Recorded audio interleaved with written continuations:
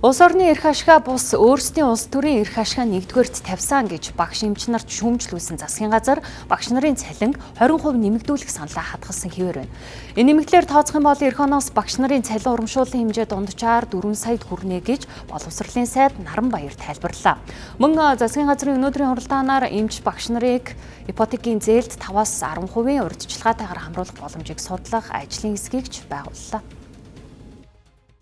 2026 оны төсвийн төслийг 11 дугаар сарын 15-нд батлах ёстой шийд төрж чадахгүй байгаа гол асуудал нь багш эмчнэрийн цалингийн нэмэгдлийн асуудал болоод байна. За засгийн газрын зүгээс 30%-аар үе шатаа нэмэгдүүлэх саналаа ахиулах боломжгүй гэдгийг илэрхийлсээр байгаа бол багш нарын зүгээс 100% нэмэгдүүлэхийг шаардсаар байна. За багш нарын ажлах аюултай сунжирвал ерөнхий боловсролын сургуулиудын сурагчдын 30% нь хичээлийн хоцрогдолд орох бодит эрсдэлбэ. Иймээс ч үндсэн цалинг 30%-аар нэмэгдүүлэхэд багшийн цалин дунджаар 4 сая төгрөгт хүрэх учраас ажил хаялтаа зогсоохыг хүссээр байна. Мөн үндсэн цалингийн нэмэгдэлд хоол унааны зардлыг шингээхээр тусгажээ.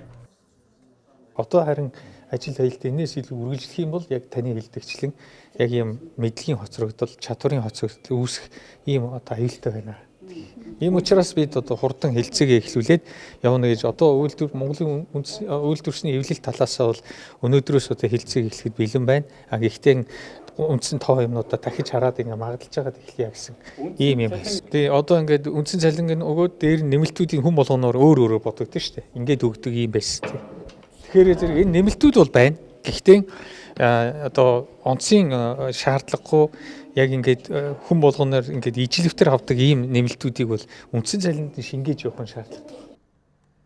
За цалин шаардсан хэмжээгээр нэмэгдүүлэх төсвийн боломж байхгүй тул багш эмчнэрийг ипотекийн зээлд урьдчилгаа төлбөрийн хөнгөлөлтөө нөхцлөөр хамруулах асуудлыг судалж хэлжээ. За эх 3 жилийн хугацаанд төрийн оролцоотойгоор 12,000 гаруй айлын орон сууц ашиглалтанд орох юм байна. Иймээс ч дээрх орон сууцны хорооллуудад багш эмчнэрийг төлхөө хамруулах хөнгөлөлтөө нөхцөлтэй квот олох хувилбарыг илэрхийлээд байна.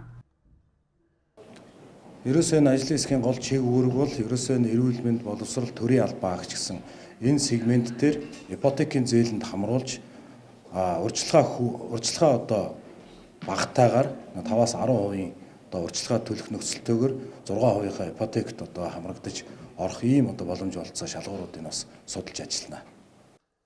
За засгийн газрын зүгээс төсвийн боломжид тааруулахаас өөр гарцгүй гэдгийг онцолж байгаа билээ. Иймээс ажил хаяллыг зогсоох хүрээнд 5-аас 10% урьдчилгаагаар ипотекийн зээлд хамруулах хувилбарыг эмч багш нарт санал болгоод байна. За эдгээр саналуудыг хүлээн авч ажил хаяллаа зогсоох байх гэсэн найдлага засгийн газар тавьж байна.